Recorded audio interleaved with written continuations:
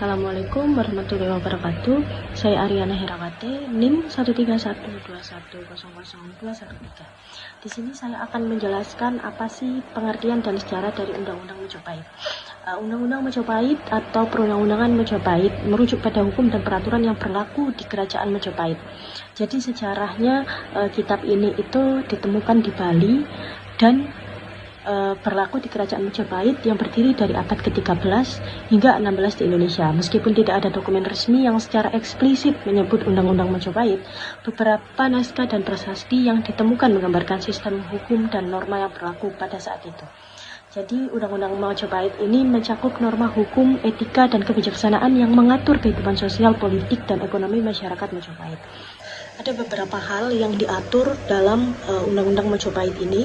Yang pertama adalah pemerintahan dan kekuasaan, struktur pemerintahan, hak dan kewajiban raja, serta relasi antara raja dan rakyat diatur dalam Undang-Undang Majapahit ini. Dan yang kedua adalah hukum pidana. Aturan mengenai kejahatan dan hukuman, termasuk tindak pidana dan sanksi yang dijatuhkan juga diatur di dalam Undang-Undang ini.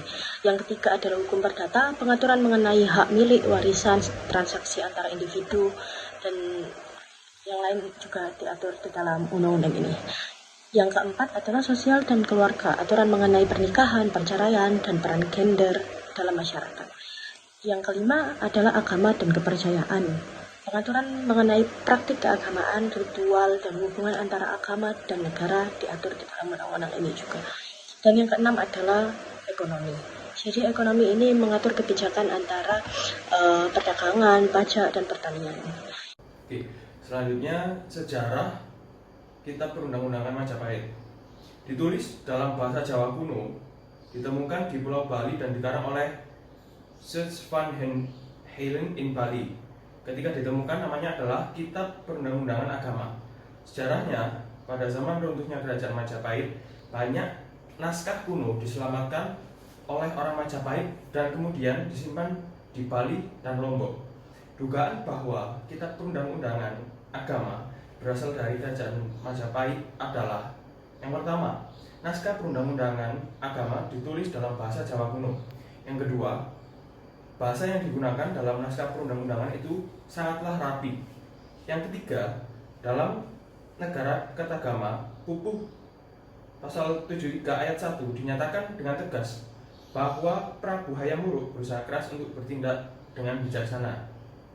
Alasan yang keempat yaitu dalam Negara Kertagama Pupuh pasal 25 ayat 2 diuraikan bahwa ketika Prabu Hayam Wuruk singgah di Patukangan, dihadapkan oleh berbagai pembesar, diantaranya jaksa dan upapati. Upapati adalah pembantu jaksa.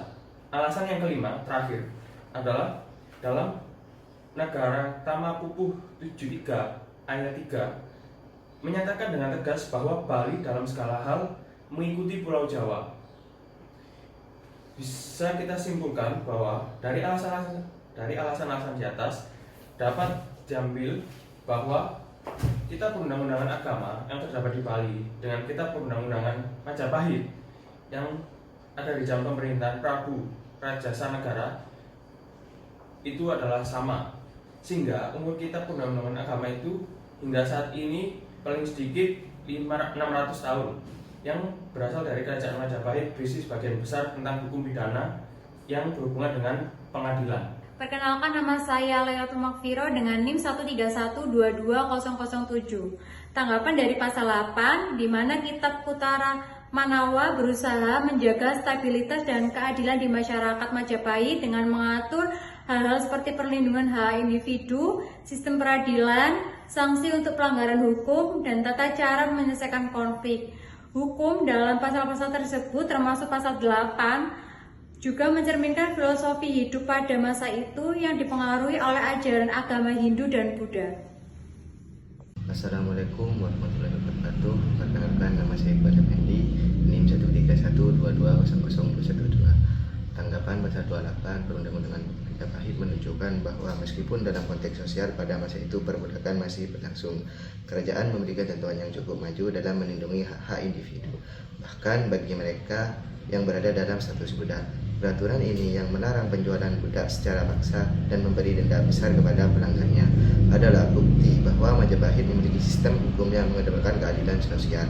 Undang-undang ini juga memperlihatkan adanya kesadaran akan batasan kekuasaan seseorang atas individu lain. Meski para budak di masa itu berada di bawah kuasa majikan, mereka tetap diakui memiliki kehendak sendiri. Aturan ini berfungsi untuk melindungi mereka dari eksploitasi dan penjualan sewenang-wenang yang melanggar keinginan pribadi mereka. Halo, perkenalkan nama saya Anita Salsabila dengan NIM 131220098. Saya memilih pasal 27. Saya memberikan tanggapan atau pendapat saya karena pasal ini adalah untuk melindungi individu yang menghamba atau bekerja sebagai hamba atau seorang bawahan pada seorang tuan, namun sebenarnya tidak ingin menjadi hamba secara paksa.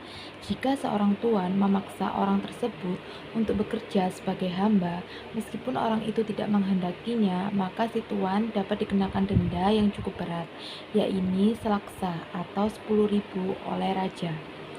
Pasal ini menunjukkan bahwa pada masa Majapahit sudah ada bentuk perlindungan hukum terhadap individu yang mengalami pemaksaan kerja, dan adanya denda menunjukkan upaya pemerintahan untuk melindungi hak-hak individu, khususnya mereka yang terpaksa bekerja tanpa kehendak sendiri. Peraturan ini juga mencerminkan sistem keadilan di Majapahit yang berupaya menjaga keseimbangan antara kekuasaan Tuhan dan hak asli orang yang meminta perlindungan, serta memberikan kontrol pada penyalahgunaan kekuasaan. Perkenalkan, nama saya Saddam Hussein dengan NIM 1312280. Pasal 26 Kitab Undang-Undang Majapahit mengatur soal seseorang yang mengontrol makanan tapi tidak mampu membayar kembali. Jika seseorang menerima makanan dari orang lain dan tidak dapat segera membayar, ia diwajibkan menghamba atau bekerja pada orang yang memberikan makanan sampai nilai makanan itu terbayar penuh. Secara ringkas, aturan ini menekankan prinsip tanggung jawab terhadap utang yang dimiliki, termasuk utang berupa makanan yang pada zaman Majapahit sangat erat hubungannya dengan kehidupan sehari-hari dan kebutuhan dasar manusia. Selain itu, aturan ini mencerminkan nilai timbal balik yang tegas, di mana butuh bantuan harus dibayar dengan kerja sebagai bentuk balas jasa. Namun, aturan ini juga dianggap sebagai perlindungan bagi pemiliknya. Perkenalkan, nama saya Dedi Oktavianto dengan NIM 13121000173 dari kelompok 5 yang akan menanggapi tentang peraturan perundang-undangan Pasal 55 Majapahit. Pada Kitab Kutara Manawa ingin menjaga keadilan dan menertibkan keamanan kepada masyarakat yang dapat dilihat bagaimana hukum diterapkan dengan cukup tegas dan adil dalam pemerintahan Majapahit. Kitab ini menunjukkan nilai-nilai yang dianut masyarakat Jawa pada masa itu, bahwa sebuah pelanggaran memiliki konsekuensi hukum dan menjaga ketertiban dan keadilan masyarakat pada kalangan bawah, kalangan pejabat, dan maupun kalangan bangsawan.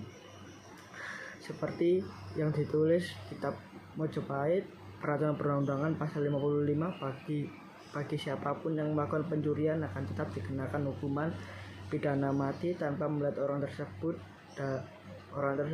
dari kalangan bawah, pejabat, ataupun bangsawan, akan tetap dikenakan hukuman yang sama untuk melakukan keadilan pada masyarakat Majapahit saat itu. Masyarakat Jawa pada saat itu sangat menghormati aturan-aturan dan peraturan-peraturan ditulis pada Kitab Peraturan Perundang-undangan Majapahit.